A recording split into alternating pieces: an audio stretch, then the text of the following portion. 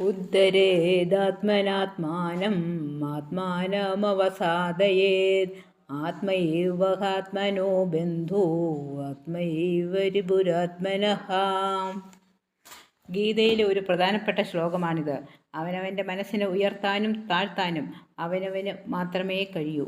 ചില ജീവിത മൂല്യങ്ങളെ മുറുകെ പിടിച്ച് കൃത്യനിഷ്ഠയോടെയും അനുഷ്ഠാനത്തോടെയും കൊണ്ടു നടക്കുന്ന മനസ്സിന് പല ജീവിതാനുഭവങ്ങളിലൂടെയും കടന്നു പോകേണ്ടി വരുമ്പോഴും തൻ്റെ തുണയ്ക്ക് ആരുമില്ലെങ്കിൽ കൂടിയും യാതൊരു വിഷമവും ഇല്ലാതെ സ്വസ്ഥതയോടെയും സമാധാനത്തോടെയും സന്തോഷത്തോടെയും മുന്നേറാൻ ആ മനസ്സ് നമ്മെ സഹായിക്കുന്നു.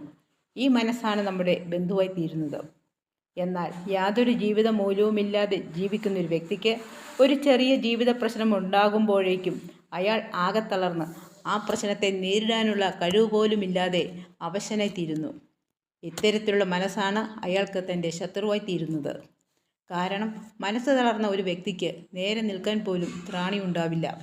അതുകൊണ്ട് ജീവിത മൂല്യങ്ങളെ മുറുകെ പിടിച്ച് കൃത്യനിഷ്ഠയോടെയും അനുഷ്ഠാനത്തിലൂടെയും തൻ്റെ മനസ്സിനെ ഉയർത്തിയെടുക്കാൻ നാം ഓരോരുത്തരും ശ്രമിക്കേണ്ടതാണ്. എല്ലാവർക്കും നന്മകൾ നേരുന്നു. ലോകാ സമസ്ത സുഖിനോ ഭവന്തു.